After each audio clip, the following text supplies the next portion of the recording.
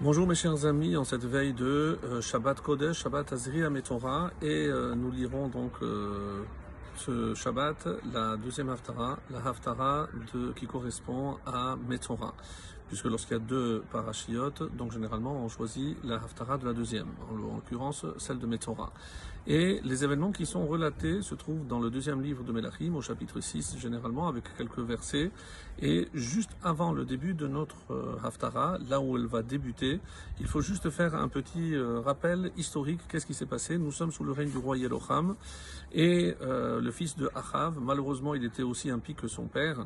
Et le cas qui se présente, c'est une femme qui vient porter plainte devant le roi en lui disant que par ce temps de famine, puisqu'il y avait donc un siège par le roi des armées de Aram, et nous sommes dans la ville de Shomron, donc dans le royaume du nord, celui qu'on appelle le royaume d'Israël. Et là, donc, le roi de Aram avait fait un siège, il y avait une grande famine dans cette ville. Et à tel point que deux femmes, deux voisines, s'étaient mises d'accord qu'un jour, elles allaient tuer et manger un enfant, et le deuxième jour, donc, ils tueraient l'enfant de la voisine. Or, elle vient se plaindre que maintenant qu'on a fait la première partie, donc elle a perdu son fils, et maintenant l'autre, la voisine, refuse. Lorsqu'il a entendu ça, le roi, il s'est rendu compte de la situation catastrophique, il a déchiré ses vêtements, et il a dit, qui c'est qui va payer pour ça? C'est le prophète Elisha. Pourquoi? Parce que s'il n'est pas capable de prier pour empêcher cette famine, que des mères puissent manger et dévorer leurs enfants, alors sa tête sera mise à prix. Et il envoie donc un émissaire pour annoncer au prophète qu'il va être mis à mort, exécuté le lendemain. Lorsque Elisha comprend qu'il y a un serviteur qui arrive et il dit aux gens qui étaient avec lui, le roi ne va pas tarder aussi à venir. Et dès que le roi arrive, il dit, j'ai une bonne nouvelle à vous annoncer. Donc le kilo, la CA de farine coûte 1 shekel. À partir de demain, on pourra avoir 2 CA pour 1 shekel. C'est-à-dire il y aura l'abondance. Et là, le serviteur du roi lui dit, même si Dieu ouvrait les portes du ciel, on ne pourrait pas voir un tel miracle. Et le prophète Elisha lui dit, eh ben, toi tu verras, mais tu ne pourras pas en profiter. Et voilà donc que là démarre donc notre Haftara.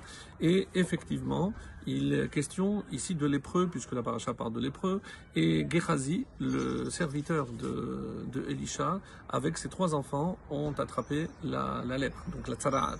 Et comme l'indique la Torah, ils doivent quitter le camp et sortir à l'extérieur. Et comme la ville était entourée, sortir à l'extérieur, c'était prendre le risque évidemment de se faire tuer par les ennemis qui entouraient la ville.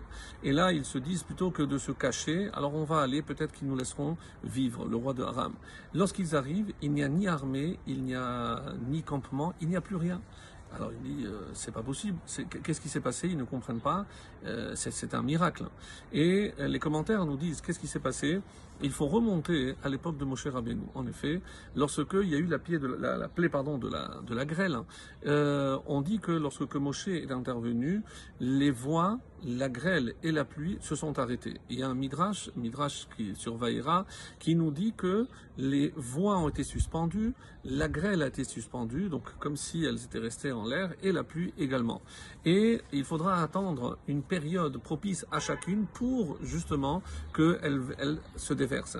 Par exemple, on nous dit que quand est-ce qu'elles sont descendues, et c'est le Midrash Tanhuma sur Vaera, à l'époque de Yoshua, donc les pierres sont descendues, donc la grêle a continué à descendre sur les Hémorim.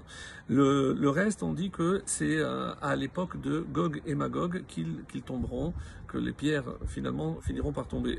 Et c'est quoi ces voies? Hakolot Nerdalou, c'est les voies de chars. Et qu'est-ce que Hachem a fait lorsque l'armée était entourée la ville de Shomron?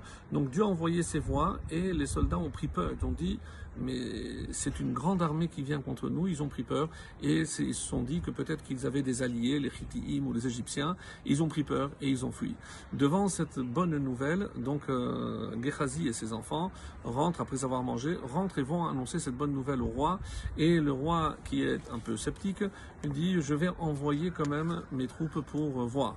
Et lorsque la bonne nouvelle est confirmée, alors il y a évidemment toute une ruée de personnes qui s'empressent pour aller pouvoir, eux, de leurs propres yeux, ce grand miracle, et qui se tenait à la porte de la ville. C'était ce fameux envoyé émissaire du roi qui n'avait pas cru, qui s'était montré tellement sceptique, et finalement, c'est la promesse du prophète qui s'est accomplie. Il a vu le miracle, mais il n'a pas pu profiter. Le Chafetz Chaim pose la question pourquoi il a mérité cette mort, parce qu'à cause de son scepticisme, eh ben, ça aurait pu coûter la vie au prophète Elisha, parce que si le roi s'était emporté, eh ben, il aurait terminé par couper la tête de Elisha. Donc comme il aurait pu entraîner la mort d'un prophète, un homme de Dieu, eh ben, c'est lui qui malheureusement donc, a été sanctionné, et c'est lui qui est mort. Pour nous montrer que Hachem est capable de nous faire pour nous des miracles, si on est prêt à y croire, et ben Ezrat Hashem, comme on a vu toutes ces armées disparaître, que tous les maux qui nous assaillissent de toutes parts, et ben finissent par disparaître. Amen. Shabbat Shalom.